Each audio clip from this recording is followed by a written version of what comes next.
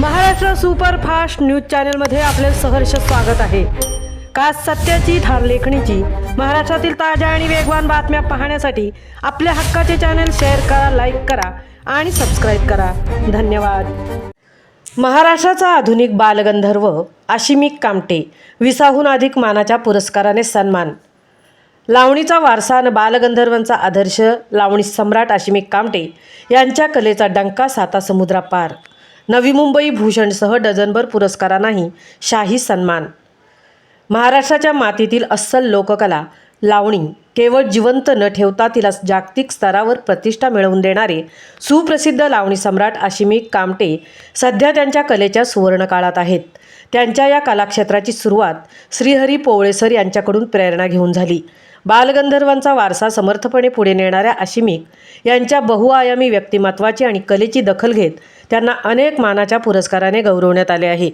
प्रसिद्ध दिग्दर्शक अशोक हंडे आणि सुभाष नकाशे यांच्या मराठी बाणा आणि माय मराठीच्या लेकी या जगप्रसिद्ध कार्यक्रमात आशिमिक कामटे यांनी सलग 10 वर्ष मुख्य नर्तक म्हणून काम केले आहे। या माध्यमातून त्यांनी अनेक विदेश दौरे करून महाराष्ट्राची संस्कृती साता समुद्रापार पोहोचवली। बालगंधर्वाप्रमाणे स्त्री भूमिका आणि लावणीचे सर्व प्रकार लीलया सादर करण्यात त्यांचा हातखंडा असून त्यांच्या अदाकारीची दखल घेत अनेक राष्ट्रीय वृत्तपत्रांनी दखल घेतली आहे। 2021 नवी मुंबई भूषण आणि लावणी सम्राट पुरस्कार, श्री बालगंधर्व पुरस्कार व एकलव्य पुरस्कार, डी.वाय. पाटील युनिव्हर्सिटीकडून विशेष कलाकार पुरस्कार, न्यू आर्ट्स कॉलेज अहमदनगरतर्फे विशेष अतिथी मान्यवर पुरस्कार, ग्रामविकास प्रतिष्ठान खेडतर्फे महाराष्ट्र ग्रामविकास विशेष पुरस्कार, मुक्ती फाउंडेशन 2023 विशेष सांस्कृतिक पुरस्कार, ऑल इंडिया रेडिओ गार्डन 2023 तर्फे उत्कृष्ट नर्तक सन्मान, नारायण गावकर परिवाराकडून बैठकीची व विराहाची लावणी सादर केल्याबद्दल विशेष गौरव, पाककलेपासून ते नृत्य दिग्दर्शनपर्यंतचा त्यांचा प्रवास केवळ रंगमंचच नाही तर आशिमिक कामटे यांनी आधारवड या मराठी चित्रपटात राखी सावंत यांच्या लावणीचे नृत्य दिग्दर्शन केले आहे। चला हवा येऊ द्यामधील कलाकारांची पारंपरिक वेशभूषा आणि डिझाईन्स ते स्वतः करतात।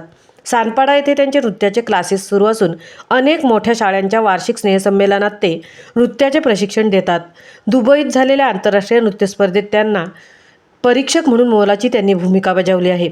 वारसा माझ्या कलेचा, अदाकारी लावणीची आणि गजर संस्कृतीचा यासारख्या स्वतःच्या लोकनृत्य कार्यक्रमात त्यांनी अस्सल लावणीचा ठसा उमटवला आहे। भूषण कोरगावकर प्रस्तुत संगम वारी आणि लावण्य दरबारमधील त्यांच्या उर्वशी व घुंगरू या विशेष भूमिका गाजल्या आहेत।